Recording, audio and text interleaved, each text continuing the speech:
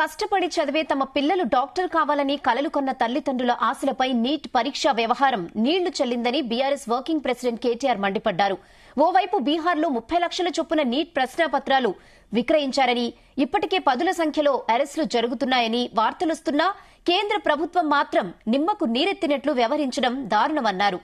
ఆది నుంచి neat entrance exam వ్యవహారంలో కేంద్ర ప్రభుత్వం అత్యంత నిర్లక్ష్య వైఖరిని అనుసరిస్తోందని విమర్శించారు.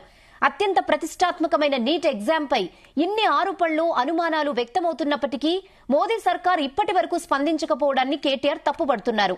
ప్రతిసారి విద్యార్థులతో పరీక్షా పే చర్చ కార్యక్రమాన్ని నిర్వహించే ప్రధాని కీలకమైన నీట్ పరీక్షపై మాత్రం మాట్లాడకపోవడం విడ్డూరంగా ఉందన్నారు.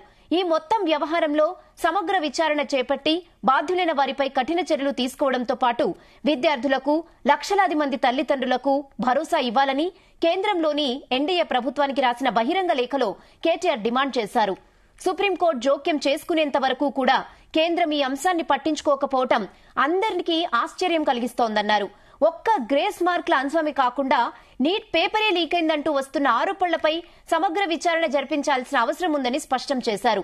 దీనికి బలం చేకూరే విధంగా గుజరాత్, బీహార్లో పాల్పడిన కొంతమందిని అరెస్ట్ చేశారని, వరుసగా బయటపడుతున్న వివాదాస్పద వ్యవహారాల కారణంగా నీట్ ఎగ్జామ్ తీరుపై విద్యార్థులతో పాటు వారి తల్లిదండ్రులకు కూడా అనుమానాలు బలపడుతున్నాయన్నారు.